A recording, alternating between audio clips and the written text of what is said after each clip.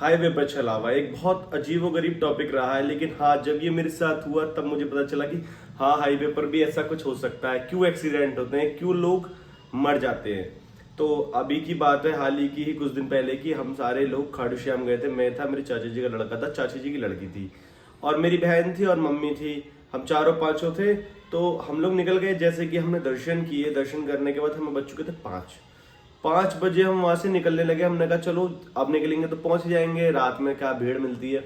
हम चढ़ गए, हम मुंबई टू दिल्ली वाले हाईवे पे, उस पर एक्सप्रेस वे पे चढ़ गए। जैसे ही हम उस पर चढ़े, जो हमारे साथ हुआ, गाड़ी चल रही थी हमारी 120 की स्पीड पर।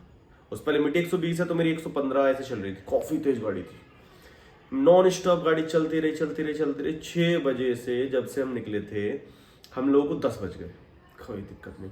12 बज गए, कोई दिक्कत नहीं। 1 बज गया, कोई दिक्कत नहीं। फिर उसमें आ गया कट। हरियाणा बॉर्डर पे एक कट आता है जो हमारे एक्सप्रेस वे पर चढ़ा देता है हमें पेरीफेरल पर। तो पेरीफेरल पर चढ़ाने के लिए एग्जिट 3 लेकर एग्जिट 3 से चढ़ना होता है। पर हमने एग्जिट 3 तो ले लिया।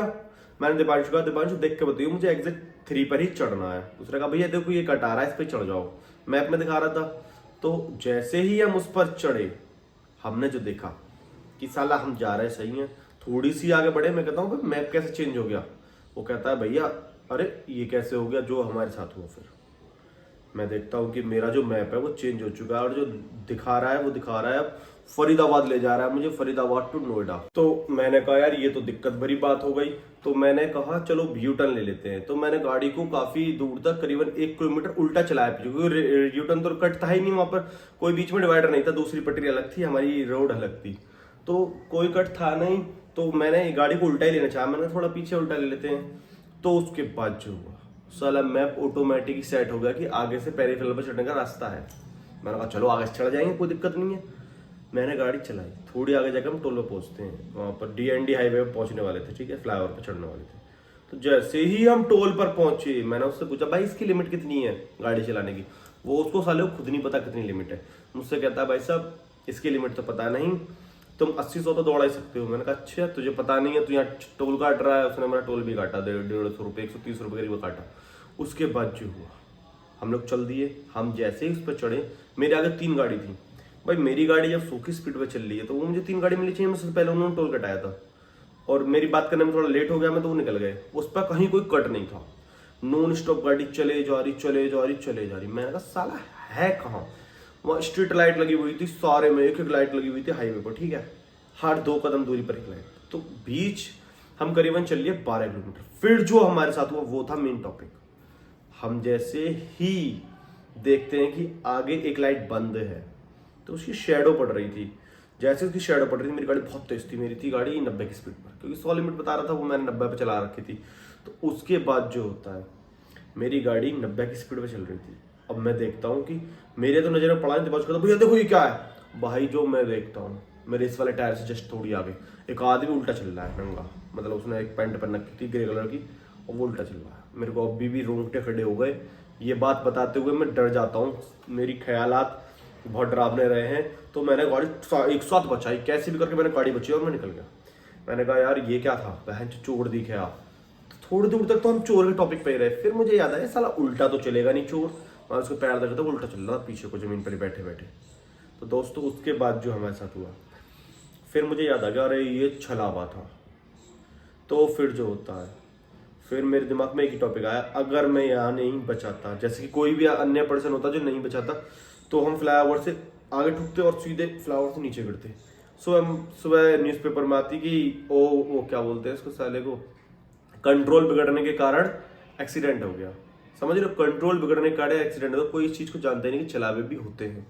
तो मैं कहूँगा आप भी सेफ रहे।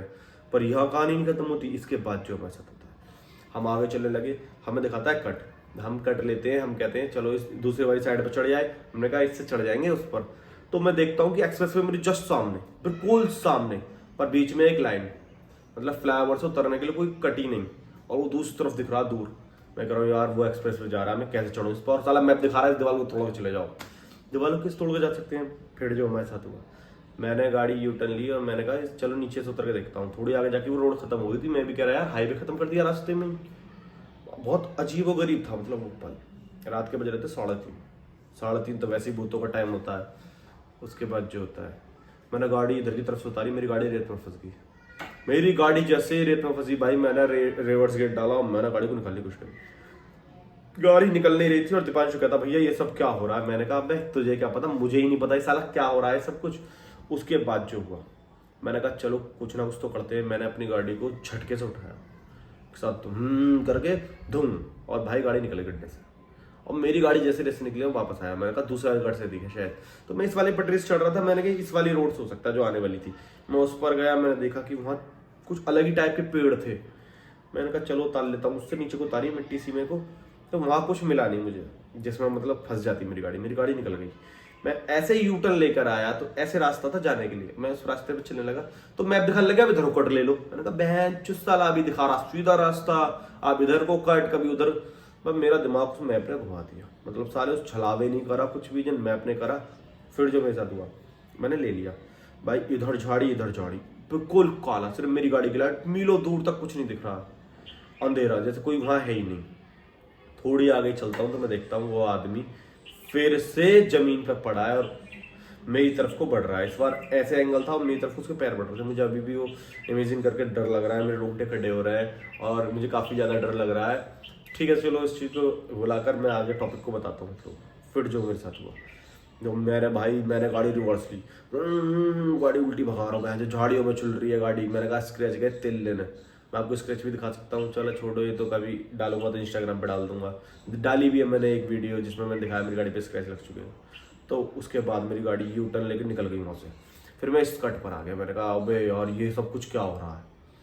करके सब सो रहे थे, मैं और दीपांशु दोनों जग रहे थे, वो सब सो रहे थे। मैंने कहा क्यों डिस्टर्ब करें। फिर मम्मी की आँख खुल गई, मम्मी कहते क्या हुआ। मैंने ऐसे ऐसे बताया सब कुछ हो गया। मम्मी कहते हैं, मम्मी खुद डर गई। फिर जो मेरे साथ हुआ, मैंने दूसरी रूट से ले लिया गाड़ी। मैंने कहा चलो कहीं भी चलो, इधर नहीं जाएंगे। फिर मेरे अंदर ख्याल था वापस जाए, लेकिन वापस हम 40 किलोमीटर चल चुके थे उस एक्सप्रेस वे पर, 30 एक्सप्रेस वे पर, 30 तो डीएनडी पर और 10 हमारा वो जो उस रास्ते से कट से चढ़े थे ऊपर टोल तक। तो दोस्तों 40 किलोमीटर चल चुके थे। मैं काफ़ी ज़्यादा डर गया। उसके बाद जो मेरे साथ हुआ, जैसे ही मैंने गाड़ी आगे ली भाई, मैंने गड्ढे में घुसा दी। मैंने इसकी मैं किया निकलो भाई। ऐसे कर करके मैंने देखा बहुत दूर एक लाइट जल रही है, मैं उस गाँव में घुस गया। बज गया 3:30 से 3:45, 4 के करीब। ठीक है, मैं जैसे ही इस गाँव में घुसा, मैंने देखा एक बुढ़ा वो आता है, मुझसे कहता सीधे जाओ। मैंने कहा अबे तुझसे रास्ते कौन पूछ रहा। मन में कह रहा है, मैं उससे मुंह पे तो कह नहीं रहता, बुरा लग जाता बेचारे को। मैं थोड़ी सी आगे बढ़ा, मैं शीशे में देखता हूँ उस बुढ़े को, तो उस शीशे में दिख ही नहीं रहा है पीछे, और वैसे देखने में दिख रहा है जो मेरे साथ हुआ। तो दोस्तों मैं ये कहूँगा कि वो रात मेरे लिए ऐसी रात थी कि भगवान से मैं यही दुआ कर रहा था, मुझे कैसे भी करके यहाँ से निकालूं और मुझे घर पे पहुँचाऊं। फिर मैं जैसे ही मैंने यू टर्न लिया अपना भाई वहाँ से, उस गाँव से, साला थोड़ी आगे जाके मुझे कट मिल गया और भाई टोड़ी मेड़ी रोडों पे गाड़ी आने लग गई। मैंने उन गाड़ियों के पीछे अपनी गाड़ी चलाई और मतलब ख़राब रोड थी काफ़ी। मैं फिर उस एक्सप्रेस वे पर चढ़ने वाला था, तो जैसे ही मैं पेरीफेरल की तरफ बढ़ने लगा तो वहाँ मिलते हैं मुझे पुलिस, कहते हैं चेकिंग कराओ, गाड़ी की डिग्गी दिखाओ। मैंने कहा डिग्गी देखनी है मेरी, यहाँ ऐसे ऐसे ऐसे ऐसी होगी। मैंने छलावा उलावा देख लिया, उल्टा आदमी चल रहा रोड पर, हाईवे पर। वो पुलिस वाले भी डर गए, वो कहते हैं हाँ। मैंने कहा हाँ। वो कहते हैं अरे, तो फिर वो मुझसे पूछ लिया क्या हुआ। मैंने कहा सब बताया ऐसा सब। भाई वो डर गया, उन्होंने मेरी नहीं करी गाड़ी चेक। मैंने कहा क्या गाड़ी चेक करनी, तुम जाओ भाई। सब मैं निकल गया और जैसे ही मैं वहाँ से निकला, मैं एक्सप्रेस वे चला भाई, मैंने जो गाड़ी भगाई फिर से 120 की स्पीड। सुबह 5:45 पर मैं अपने घर में एंट्री करी। और वो दिन है शायद खाटू श्याम की दुआओं से ही बच गया मैं, या फिर किसी और शक्ति की वजह से बच गया, वरना वो तो छलावा मेरे पीछे ही लग गया था। मैंने घर जाते ही अपने आपको गंगा जल से धुला, गाड़ी पे गंगा जल डाला और देखो मैंने भगवान का नाम लिया, अपने देवी देवताओं का नाम लिया, अपने पितरों का नाम लिया और उनसे यही कहा कि आप मेरी सलामती के लिए आपका मैं बहुत बहुत शुक्रिया करता हूँ। तो आई होप आप लोगों को ये वीडियो पसंद आई होगी और आप भी समझ गए हो कि रात में कभी नहीं निकलना चाहिए। और ये जो वीडियो देख रहे हैं इन लोगों को भी मैं यही कहूँगा कि हाँ आप भी कभी रात में ना निकलें और भाई साहब आप भी कभी रात में निकलना। ठीक है, तो इस वीडियो को हम यहीं ख़त्म करते हैं।